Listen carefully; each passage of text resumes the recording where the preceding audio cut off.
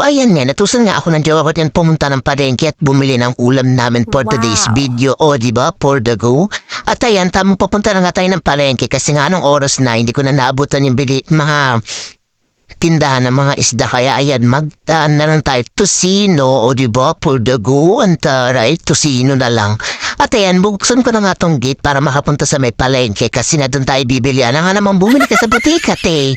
Diyos mio, Marimar. At ayan na nga, tamang palabas na nga tayo yan kasi nga anong oras na ng gabi niyan. O diba, taray, may gabi na may oras pa, Charis. At ayan, tama nga naglalakad nga lang tayo kasi na ang gulo ng camera ni Inday. Diyos mio naman kasi walang mapaglagyan ng maayos, te. Hindi makapag-video ng maayos ba ang person. So ayan, o, diba nakikita nyo na naglilinis na yung ibang nagtitinda dito sa palengke kasi nga magsasara na sila, o diba? Ano ka, robot, para hindi makapagpahinga. At ayan, pupunta nga na tayo sa may tindahan ng mga frozen food. O yung taray, frozen food. At ayan, alam niyo ba, talaga ko lang din nakakain ng saging. Diyos mio, nakakatap ng saging, ang sarap. Charis.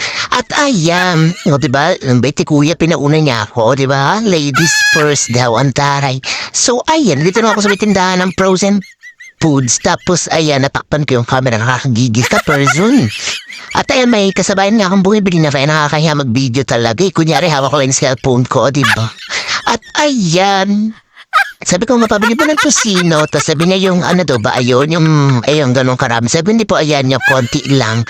Tapos konti lang pala talaga yung laman yan, pang isang tao lang atain o dalawang tao, ganun. Hindi siya kasi sa 4 na tao o 3 tao, o diba? Ang taray. Kaya, ayan, nagkakahalaga yan ng 60 pesos plus, basta ganun.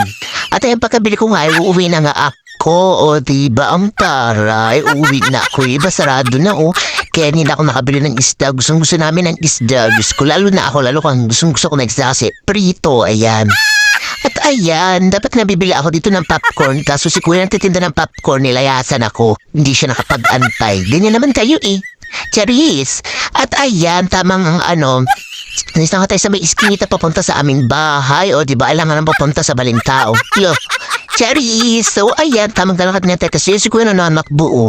Hala, na paano ka? Tas ayan, tamang lang. Si kuya Tuma, umiihi pa sa tabi. Diyos mio, namula ba kayo CR? Hala, parang tsanga.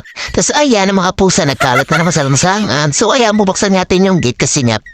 Para tayo papasok ko dyan, te, alam nga naman tumagos tayo dyan. Diyos ko, magulat ka, kakakapin mo yan. Charis!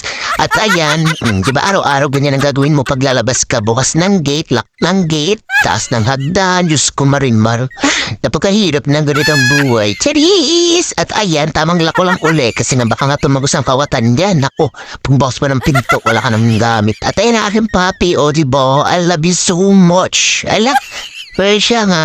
Tapos ayan, for the go. Lulutuin na nga natin ang ating biniling ulam. Malamang, alam nga naman titigan mo yan, te. Maluto talaga yan. O yan siya, tocino for the go. At ayan, tamang hinagis lang siya. Taray, may paghagis ang person. Ayan, mag-init na lang tayo niya ng kawali na may konting tubig. Tapos ilagay mo yung tocino. O diba? Ewan ko ganyan ba yung pagluluto niyan. Hindi ko din alam eh. Basta yun lang yun nasa utak ko. Tapos ayan, binuksan ko nga lang yung, yung tocino. Alam nga naman ilagay mo yan ang naka-plastic pati. Ano ba naman? Sus, Ginoo, Marimar, uy.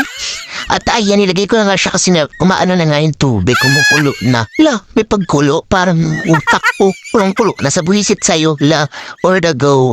At ayan, kaya na yan nga, nilagay ko na siya. Tapos inano ko na siya. Ang bilis niya lang maluto nung tocino, o diba? Tapos ayan, binabaribaritod ko lang yan. Kumuha ako dyan ng basta ayun yung panusok, Diyos mio, Marimar. Tapos ayan, tulala lang si Inday yung nagawa mo sa buhay mo ba, uy? At ayan, dyan pala ako kukuha ng tinidor. Ay, portagong tinidor. So ayan, tinusok-tusok ko siya dyan, binalibariktad ko siya dyan, no? Diba? Parang yung kwento ng kaibigan mo sa'yo. La, portago. At ayan nga, o diba? Ang dami mo namang ayan nga, Diyos ko naman, Inday. Basta ayan, antayin nyo na maluluto na rin yan, portago. Tapos, naisip-isip ko na konti lang pala talaga to, tignan nyo. O, diba? Ba't ganun? Parang ang konti niya lang ba? Siguro sa akin, para sa tingin ko, sa tingin nyo, bahala kayo. Basta ayan, tapos si tinry ko yung hiwa-hiwain ng kaunti kasi nga buo-buo, o diba, for the go. At ayan, nilapag ko na nga yung cellphone ko kasi nga napapagod ako, te. Tapos ayan, wala na siyang tubig, nilagyan ko na siya ng mantika for the go. Hindi ko alam kung ganyan yung pagluluto niyan o wala lang, trip ko lang ganyanin. Ewan ko ba, te? Diyos ko po. At ayan, hinalo-halo ko siya kasi nga may mantika na siya. Hindi ko alam kung ganyan yung pagluluto niyan. Basta ginanyan ko lang siya. Ano, pati ba naman yan titignan mo pa sa YouTube? Diyos mio, o diba hindi pa nakontento sa mantika, binuhusan pa. Hala ka, ano yan, sinigang? Tsari, sinigang sa mantika. At ayan, o diba, binalibalibutad ko lang siya ng ganyan kasi nga baka masunog na. Diyos ko po, ang lakas ng apoy mo, te. Hala, nagpiprito ka lang, hindi ka nag-aano. Champurado, Diyos ko, ginuo marimar. Ayan, o binalibalitad lang siya, ganyan. Tapos, tinatry ko siyang, pag-hiwalay-hiwalayin. Hala, ano daw?